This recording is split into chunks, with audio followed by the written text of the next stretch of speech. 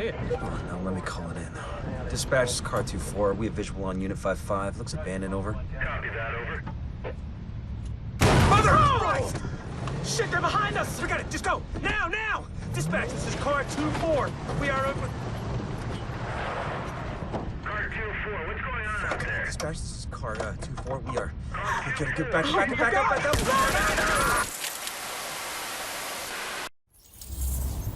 They're still following us. Run!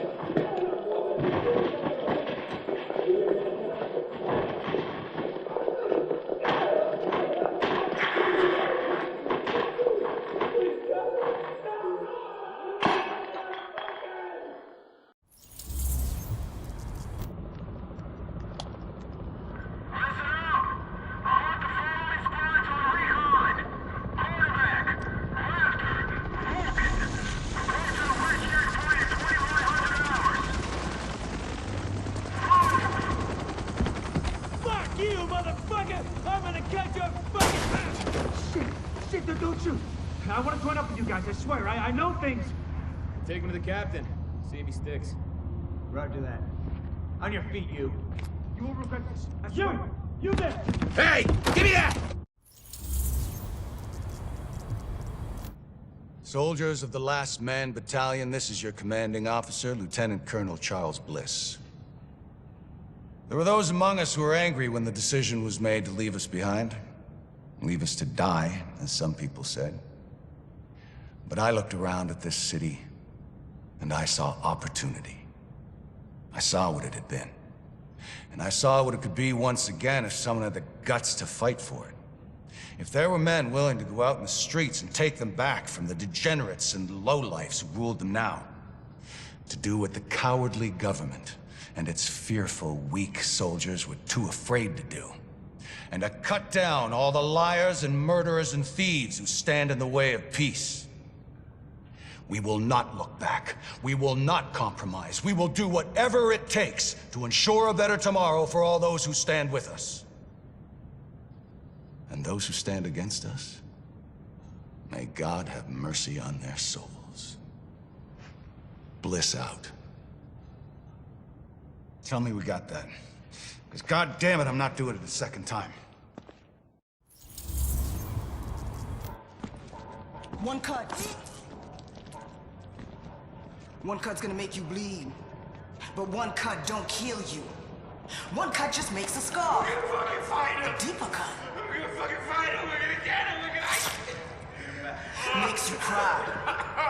But you can turn that cry into a roar, or you can turn it into a whimper.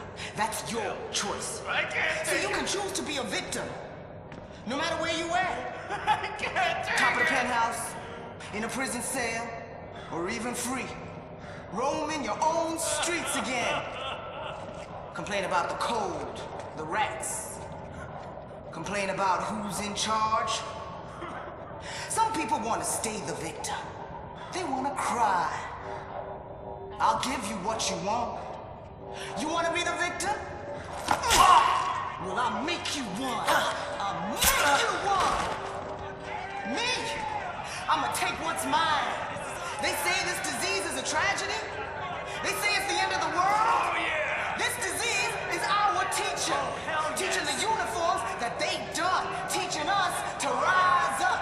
They taken from us long enough. Now we take from them. Their houses, their cars, their families, their lives. This is our time. And now is our time. It's our time. We're all in. Let's do this. Wipe them out, goddammit.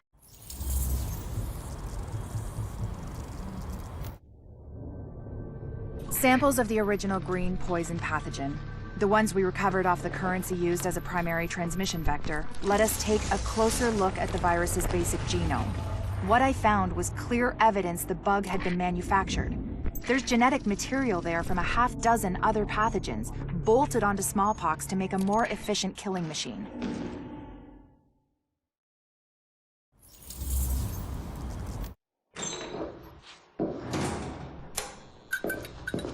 One of the things that makes a virus lethal is adaptation.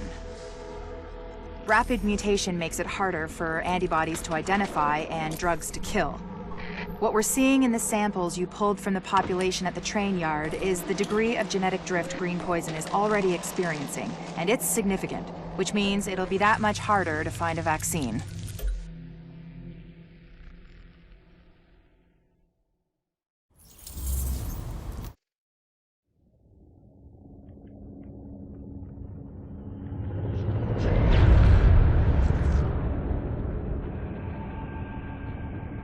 What you're looking at is the smallpox virus. It normally takes 1 to 2 weeks for it to incubate in a host, and it's not contagious while it's doing so. Looking at Amherst's notes, it's clear he wanted to change that, to make green poison infectious while it developed, and to speed up that incubation process to make it spread faster.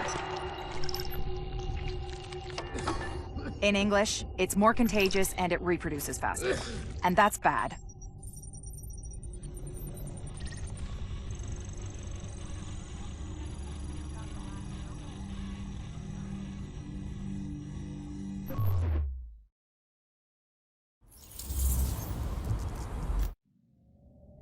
We've got confirmation that green poison wasn't bred. It was coded. Specifically, he picked up on his buddy Chernenko's research about modifying virus genomes in a virtual space, kicked it up a few notches, and fed the result into an industrial protein replicator. What came out the other end was a working virus, one he could keep tweaking to achieve maximum effect. By which I mean, dead people.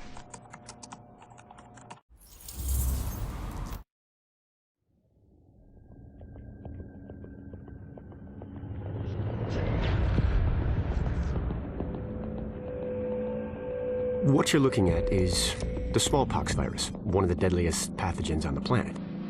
For centuries, it did a wonderful job of helping keep the human population in check. But times change, and sometimes Mother Nature needs a hand in improving her creations. Like, say, speeding them up a little bit, making them contagious when they should be quietly incubating in a host, or making them more lethal.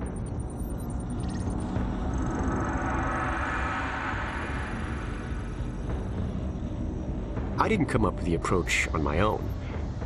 My friend Vitaly is one of the pioneers in the field, and the idea has been around for years. Genome as data. You see, once we digitized DNA, we made it infinitely mutable.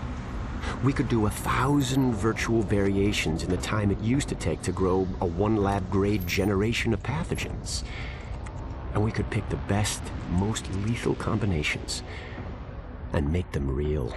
That's how you make a killer virus, you see.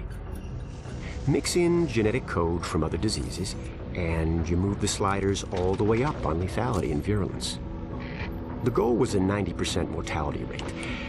I'm not sure my green poison is going to quite hit that, but honestly, that's just details. As long as most of humanity goes, the Earth stands a fighting chance. Technically, technology is what's killing the planet. But that's not really the case. It's the greed that drives the technology. But a funny thing happened on the way to $100 genome maps and 3D printed plastic toys. Someone figured out those technologies could be repurposed, modified for the greater good. Me. Now, my virus is going to do what nature's always done. Decide who lives and who dies. And if nature decides I die, then I die. If nothing else, I'll have a lot of company. Natural selection at its finest, helped along by a little unnatural genetic manipulation. It's all data, really. Life's just a method of processing it. The same way I processed the smallpox genome on my laptop. And who's to say that wasn't the plan all along? If, by some miracle, you survive green poison, then nature's decided. You deserve to live. The rest of us shouldn't and won't. Godspeed. I'll see you in hell.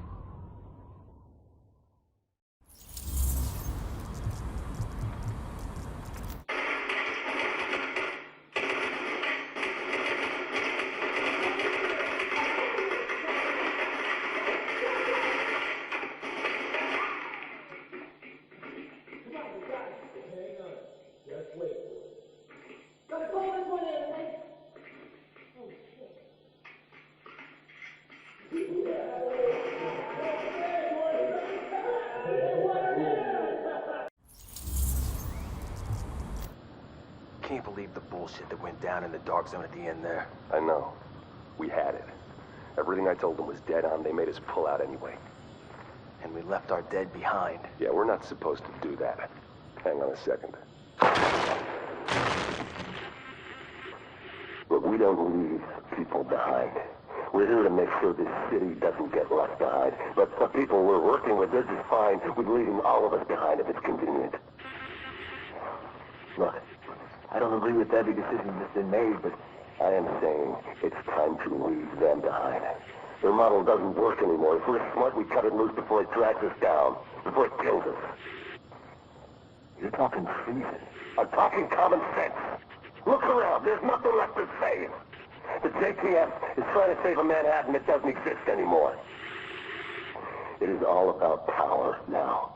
Power and survival. They are done, but I am not. And you won't be either. Not if you work with me.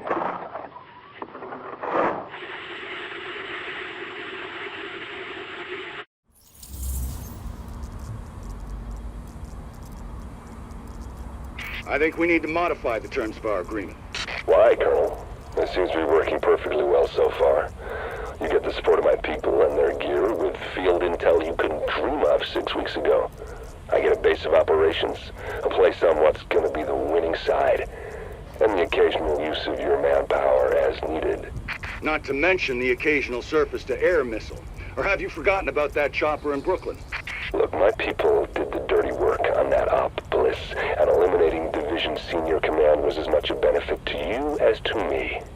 The last thing either of us wanted was a senior division agent directing a second wave.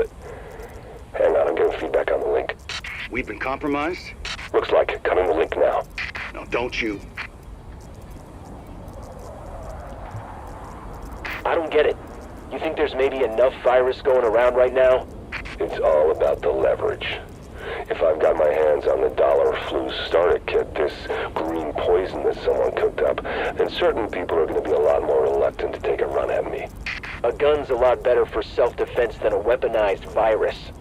Stop thinking small. Start thinking possibilities. There's no medical infrastructure anymore. It's the Wild West out there, but less civilized. Being able to turn certain death loose at any time I want puts me in a powerful position. And controlling the core ingredients for a vaccine, that's useful too. So you might kill even more people. Who's gonna notice? It's not the killing. It's the threat of being able to kill. And giving them the hope they might be saved. The way things are breaking down out there, all these different groups carving their own territories out of what used to be civilization. It only makes sense to have an ace in the hole.